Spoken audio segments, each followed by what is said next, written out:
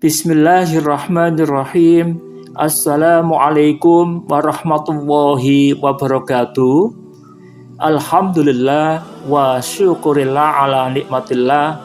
Allahumma sholli ala sayyidina Muhammad wa ala ali sayyidina Muhammad. Saudara pendengar Jamaah Taklim Cahaya Salam yang semoga kita semuanya dirahmati oleh Allah Subhanahu wa taala. Sebagaimana telah kita ketahui dalam pengajian yang kemarin, bahwa segenap manusia yang berkumpul di padang mahsyar kelak tegak berdiri tanpa busana, baik pria maupun wanita bercampur baur dalam keadaan telanjang bulat tanpa dinding penyekat dan tanpa dihitan. Matahari kala itu didekatkan kepada manusia hingga sebagian di antara mereka berjarak hanya 1 mil dengannya. Maka tidaklah mengherankan jika seluruh manusia berkeringat hingga ada yang tenggelam oleh keringatnya sendiri. Saudara pendengar, segenap umat manusia yang tersiksa oleh suasana di padang mahsyar akhirnya sibuk mencari syafaat, mencari pertolongan. Namun dari seluruh nabi dan rasul, hanya Nabi Muhammad Rasulullah SAW yang dapat memberikan syafaat utma atau pertolongan yang besar kepada seluruh umatnya. Beliau memberikan pertolongan dengan memohon kepada Allah Subhanahu wa taala untuk meringankan penderitaan yang menimpa umatnya. Nabi Muhammad Rasulullah SAW bersabda, apabila hari kiamat telah tiba, akulah yang menjadi imam atau pemimpin para nabi. Akulah juru khutbah mereka, dan hanya akulah yang memiliki syafaat utma. Yang demikian itu bukan berarti bermegah-megahan. Hadis riwayat Abu Dawud. Para nabi dan rasul selain Nabi Muhammad SAW ketika di padang mahsyar tidak bisa memberikan pertolongan kepada umat masing-masing. Diterangkan dalam sebuah hadis sahih bahwa Nabi Muhammad Rasulullah SAW bersabda, bagi setiap nabi memiliki permohonan kepada Allah yang dapat dipakai mendoakan umatnya, dan telah dikabulkanlah permohonan masing-masing nabi semasa di dunia. Sesungguhnya aku menyimpan permohonan itu untuk memberikan syafaat kepada umatku kelak pada hari kiamat. Hadis ini diriwayatkan oleh Imam Tirmizi. Lalu siapa sajakah yang kelak memperoleh syafaat dari Rasulullah SAW? Yaitu orang-orang beriman yang berdosa besar, namun tetap dalam keadaan Islam. Jadi mereka ini matinya pun tidak menyekutukan Allah Subhanahu wa taala, tetap dalam keadaan Islam. Jabir radhiyallahu anhu menyatakan, Nabi Muhammad Rasulullah SAW bersabda, syafaatku buat orang-orang yang berdosa besar dari kalangan umatku. Hadis riwayat Tirmizi dan Abu Dawud. Dalam hal ini Jabir radhiyallahu anhu menerangkan kepada Muhammad ibnu Ali bahwa, wahai Muhammad, kata dia, bagi orang-orang yang tidak mempunyai dosa besar, maka tidak perlu syafaat. Jadi orang-orang yang tidak punya dosa besar itu tidak perlu pertolongan dari Rasulullah SAW. Barangkali karena timbangan amal baiknya sudah melebihi dosa-dosanya. Dalam hadis yang lain, Auf ibn Malik radhiyallahu anhu memberitahukan, Nabi Muhammad Rasulullah SAW bersabda, kelak di padang mahsyar ada utusan Tuhanku yang datang kepadaku. Ia menyuruhku memilih antara masuknya separuh dari umatku ke dalam surga atau mendapat izin memberi syafaat. Maka aku memilih memberi syafaat. Syafaat ini buat siapa saja di antara umatku yang mati dalam keadaan tidak menyekutukan Allah dengan sesuatu apapun. Hadis riwayat Tirmizi. Dalam cari syafaat ini, pertolongan ini, umat manusia yang berkumpul di padang mahsyar telah mendatangi para nabi satu persatu, sebagaimana digambarkan dalam beberapa hadis berikut ini. Pertama, Abu Hurairah radhiyallahu anhu menceritakan, Nabi Muhammad Rasulullah SAW bersabda bahwa sewaktu Allah Subhanahu wa Ta'ala mengumpulkan manusia di padang mahsyar, maka orang-orang mukmin berdiri hingga surga didekatkan kepada mereka. Lalu mereka mendatangi Nabi Adam alaihissalam. Wahai Bapak kami, mohonkanlah agar pintu-pintu surga dibukakan buat kami. Namun Nabi Adam alaihissalam menjawab, tiadalah yang mengeluarkan kalian dari surga, melainkan dosa Bapak kalian ini. Maksudnya adalah dosa-dosa Nabi Adam sendiri. Lalu Nabi Adam berkata, aku bukan orang yang pantas untuk itu. Maksudnya tidak pantas untuk memberikan syafaat. Maka pergilah kalian kepada Ibrahim, kekasih Allah. Mereka pun berharap pertolongan kepada Nabi Ibrahim alaihissalam dengan memohon agar diberikan syafaat. Tetapi Nabi Ibrahim juga menjawab, aku bukan orang yang pantas untuk itu. Sesungguhnya aku hanyalah kekasih di belakang kekasih. Pergilah kepada Musa alaihissalam yang pernah diajak bicara oleh Allah secara langsung. Mereka pun serempak mendekati Nabi Musa alaihissalam. Tetapi sesampainya mereka kepada Nabi Musa alaihissalam, beliau juga menolak. Aku bukan orang yang pantas untuk itu. Pergilah kepada Isa, kalimat Allah dan Ruh yang diciptakannya. Nabi Isa alaihissalam mengatakan hal yang sama. Aku bukan orang yang pantas untuk itu. Lalu mereka berbondong-bondong datang dan memohon pertolongan kepada Rasulullah SAW. Seketika beliau berdiri dan memohon, maka diizinkan baginya memberi syafaat. Hadis riwayat Muslim dalam Kitabul Iman. Kedua, hadis tentang hiruk-pikuk manusia mencari syafaat ini juga diterangkan dari Abu Sa'id radhiyallahu anhu. Beliau mengisahkan bahwa Rasulullah SAW pada hari kiamat kelak, bahwa Rasulullah SAW bersabda bahwa pada hari kiamat kelak manusia mengalami 3 kali kegoncangan. Lalu mereka datang kepada Nabi Adam alaihissalam dan berkata, engkaulah Bapak kami, mohonkanlah syafaat kepada Tuhanmu buat kami. Nabi Adam alaihissalam menjawab, sungguh aku pernah berbuat suatu dosa hingga aku diturunkan dari surga ke bumi. Sebaiknya kalian datang kepada Nuh. Mereka mendatangi Nabi Nuh alaihissalam, namun beliau menolak. Sungguh aku pernah berdoa memohon suatu permintaan untuk membinasakan seluruh penduduk bumi, lalu mereka dibinasakan. Sebaiknya pergilah kalian kepada Nabi Ibrahim alaihissalam. Maka mereka pun berbondong-bondong kepada Nabi Ibrahim alaihissalam, tetapi mendapat penolakan karena Nabi Ibrahim alaihissalam berkata, sesungguhnya aku pernah melakukan dusta sebanyak 3 kali. Padahal dusta yang dilakukan oleh kasih Allah SWT menurut Nabi Muhammad SAW semata-mata untuk membela agamanya. Tetapi Nabi Ibrahim menyarankan, sebaiknya kalian datang kepada Musa alaihissalam. Tetapi Nabi Musa pun menolak memberikan syafaat karena ia berkata, sungguh aku pernah membunuh seorang, yakni ketika ia di Mesir, dan yang dibunuh itu dari kalangan Fir'aun. Maka Nabi Musa berkata, sebaiknya kalian datang kepada Isa alaihissalam.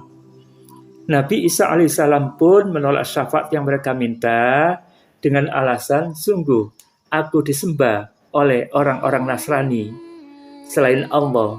Sebaiknya datanglah kepada Muhammad sallallahu alaihi wasallam. Maka orang-orang itu berduyun-duyun mendatangi Rasulullah sallallahu alaihi wasallam. Lantas bersama-sama beliau berangkat menuju surga. Setelah beliau mengetuk-ngetuk pergelangan pintu surga, terdengarlah jawaban, siapakah ini? Rasulullah SAW menjawab, Muhammad.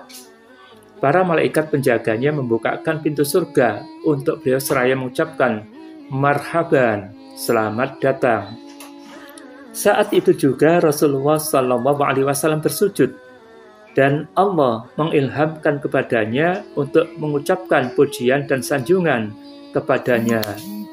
Lalu dikatakan kepada beliau, angkatlah kepalamu, mintalah, niscaya kamu diberi. Berilah syafaat, niscaya engkau diizinkan memberikan syafaat. Dan katakanlah apa yang engkau inginkan, niscaya perkataanmu didengar. Maksudnya didengar adalah diperkenankan oleh Allah Subhanahu wa Ta'ala. Hal ini merupakan kedudukan terpuji yang disebutkan dalam firman Allah Subhanahu wa Ta'ala, dan pada sebagian malam lakukanlah salat tahajud sebagai suatu ibadah tambahan bagimu. Mudah-mudahan Tuhanmu mengangkatmu ke tempat terpuji. Quran surat Al-Isra, yaitu surat ke-17 ayat 79. Hadis ini diriwayatkan juga oleh Imam Tirmizi. Saudara pendengar yang semoga kita semua senantiasa dirahmati oleh Allah Subhanahu wa Ta'ala, di padang mahsyar kelak ada dua macam syafaat, yaitu syafaat utma, yakni pertolongan besar yang hanya dimiliki oleh Nabi Muhammad SAW. Maksudnya hanya Nabi Muhammad SAW yang bisa melakukannya, yang bisa memberikan pertolongan besar itu. Kedua adalah syafaat suhro, pertolongan kecil yang dimiliki oleh para ulama dan para syuhada, orang yang mati syahid. Utsman radhiyallahu anhu memberitahukan, Rasulullah Shallallahu alaihi wasallam bersabda, 3 macam orang yang dapat memberikan syafaat pada hari kiamat kelak. Pertama ialah nabi, kedua para ulama, dan ketiga para syuhada. Hadis Ibnu Majah, hadis riwayat Ibnu Majah. Syafaat yang dimiliki oleh para syuhada berlaku sangat terbatas. Maksudnya apa? Maksudnya adalah hanya bisa untuk menolong 70 orang dari sanak keluarganya. Hal ini diterangkan oleh Rasulullah SAW bahwa orang yang mati syahid, syuhada itu, dapat memberikan syafaat kepada 70 orang dari kalangan keluarganya. Hadis riwayat Abu Dawud. Tetapi tidak sembarang orang yang mendapatkan syafaat suhro, sebab syafaat itu bisa terlaksana hanya dengan izin Allah Subhanahu wa Ta'ala. Dengan demikian, meskipun ulama atau syuhada itu berniat memberikan syafaat, namun jika orang yang akan ditolong tidak diridhoi oleh Allah Subhanahu wa Ta'ala, maka pertolongan itu tidak akan terjadi, tidak akan bisa dilaksanakan. Al-Quran menegaskan, man dalladhi yasfa'u indahu illa bi'tnih. Tidak ada yang dapat memberi syafaat di sisinya tanpa izinnya, kecuali atas izinnya. Quran Surat Al-Baqarah ayat 255. Dalam ayat yang lain diterangkan, wala yasfa'una illa liman irtadha wa hum min khasyatihi musfiqun. Dan mereka tidak dapat beri syafaat kecuali kepada orang yang diridhai Allah, dan mereka selalu berhati-hati karena takut kepadanya. Quran Surat Al-Anbiya ayat 28. Jelaslah bahwa orang-orang yang kafir atau mengingkari Allah Subhanahu wa Ta'ala tidak mendapatkan syafaat apa-apa. Karena itu, jagalah iman kita, jangan sampai kita keluar dari Islam.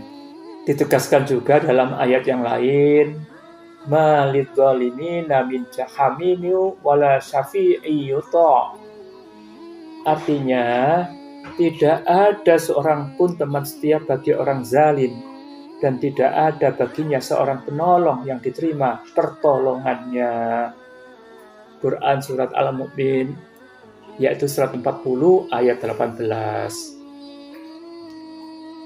Juga ditegaskan, fama tanfa'uhum syafa'atus syafi'in. Maka tidak berguna lagi bagi mereka syafaat atau pertolongan orang-orang yang memberi syafaat. Quran Surat Al-Mudaththir ayat 48.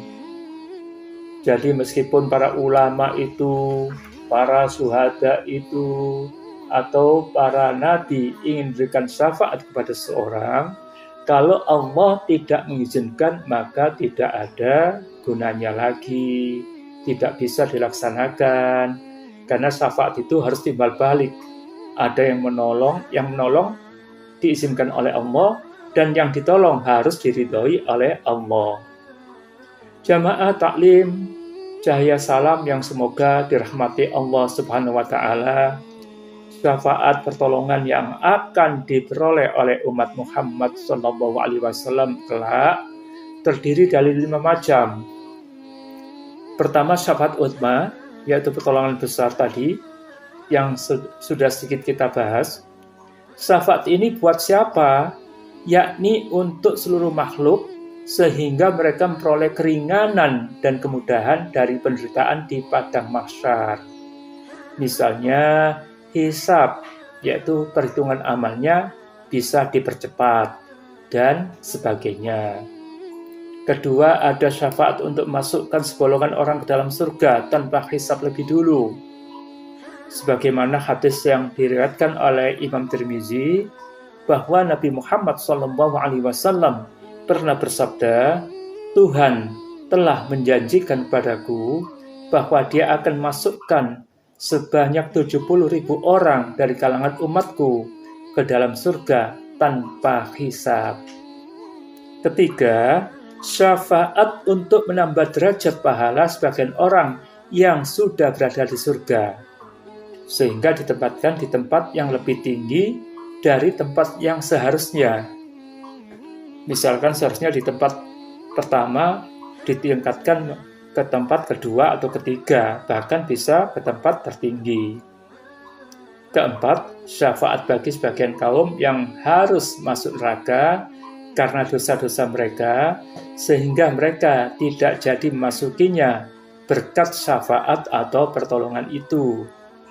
Kelima, syafaat untuk mengeluarkan sebagian orang yang berdosa dari neraka. Jadi orang-orang yang sudah diputuskan masuk neraka dan sudah menikmati siksa neraka, jika mendapatkan syafaat dari Rasulullah SAW, bisa saja mereka dikeluarkan dari neraka dan dimasukkan ke dalam surga.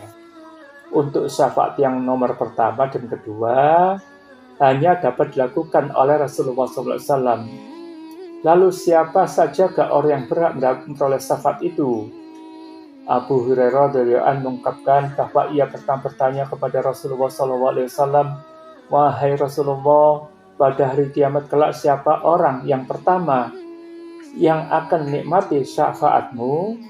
Ialah orang yang mengucapkan La ilaha illallah, tiada Tuhan selain Allah, dengan sepenuh hati.